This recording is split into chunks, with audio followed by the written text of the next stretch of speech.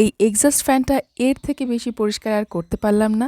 তো যাই হোক, এটাকে এবার ওই জায়গায় লাগিয়ে দিতে হবে। তার জন্য একটা হাতুড়ি হলেই হবে, কারণ অলরেডি আগে থেকে ড্রিল করাই আছে ওখানে। বাই দ্য ওয়ে, এইরকম দেখতে হাতুড়ি কিন্তু এই বাড়িতেই আমি প্রথম দেখেছিলাম।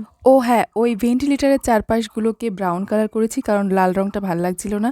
আর ওই এক্সস্ট ফ্যানের নিচে থাকা যে বোর্ডটা ছিল, ইলেকট্রিক বোর্ড, ওটা চারপাশে এরকম মাস্কিং টেপ দিয়েছিলাম, নিচেরটাতেও দিয়ে দিয়েছি। মানে এত কষ্ট করে ক্লিন করলাম তো রান্নাঘরটা, নেক্সট বার ক্লিনিং এর সময় ফাঁকিবাজি করব, শুধু টেপগুলোকে তুলে ফেলে দেবো।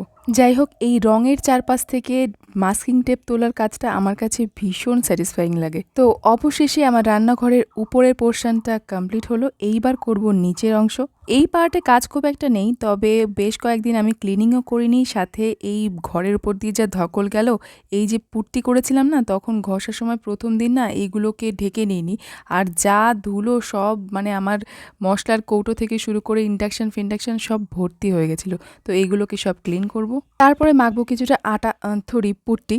কারণ আমাদের যে গ্যাসের নিচের শেলফটা আছে না, এর পেছনের দেয়ালের সাথে শেলফটাকে আই থিঙ্ক সিমেন্ট টিমেন্ট দিয়ে জোরে নি, যে কারণে ঠিক এতখানি ফাঁকা হয়ে আছে। এই ব্যাপারটা আমি রিসেন্টলি ধরতে পেরেছি। আসলে আরশোলা এমন একটা প্রাণী যার প্রতি আমার মায়া দয়া কিছুই আসে না। তবে মাঝে মাঝেই দেখতাম এই শেলফটার মধ্যে আরশোলার বিচরণ। এইদিকে শেলফ থেকে সবকিছু বের করে আরশোলা খুঁজতে গিয়ে পাই না আরশোলা। তারপর একদিন দেখলাম বড় আরশোলাগুলো এই তাকের ঠিক মাঝখানটায়, মানে উপরের তাক থেকেও দেখা যাবে না, নিচের তাক থেকেও দেখা যাবে না, এরকম একটা জায়গায় তারা সংসার পাতিয়ে নিয়েছে, আর টাইলসের ফাঁকে বানিয়েছে কিডস রুম।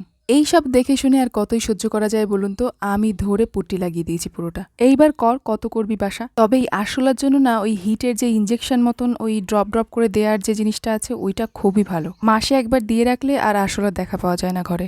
আগের দিন কেউ একজন বলছিলেন যে রং করার সময় স্টিলের গ্রিলের ওপরে রং পড়েছে, তো সেটাকে কিভাবে ক্লিন করবেন। তো আজকে প্রথমে আমি তারপিন তেল দিয়ে চেষ্টা করছি তোলার, কারণ আগের দিন অনেকেই বলেছিলেন যে তারপিন তেলের রং খুব ভালো ক্লিন হয়। এই রংগুলোকে কিন্তু দুদিন শুকোতে দিয়েছি আমি, যাতে ক্লিনিংটা ভালো হচ্ছে কিনা সেটা বোঝা যায়। তবে শুধুমাত্র তারপিন তেলে কিন্তু ওঠেনি, আমি কিছুটা সময় তারপরে তারপিন তেলে ভিজিয়েও রেখেছিলাম, কিন্তু কিছুতেই উঠতে চাইছিল না। তারপরে মনে হলো যদি কিছু দিয়ে একটা রংটাকে ঘষে নেওয়া যায়, তারপরে তারপিন তেল দিলে আই থিঙ্ক জিনিসটাকে ভালোভাবে উঠে যাবে।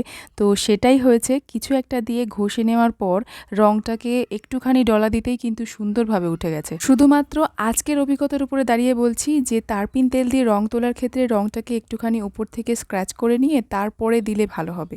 আর যদি স্টিলের উপরে হয়ে থাকে, তো আমার মনে হয় সেক্ষেত্রে কম ধারের যে ছুরিগুলো হয় না, ওটা দিয়ে এরকমভাবে একটুখানি স্ক্র্যাচ করে নিলেই তো উঠে যাওয়ার কথা। কারণ আমার জানলার এই স্টিলের হুকটা তো ওইভাবেই ক্লিন করে নিলাম, এবং খুব একটা অসুবিধাও হয়নি করতে, ইজিলি হয়ে গেছে। আজকের মতন টাটা।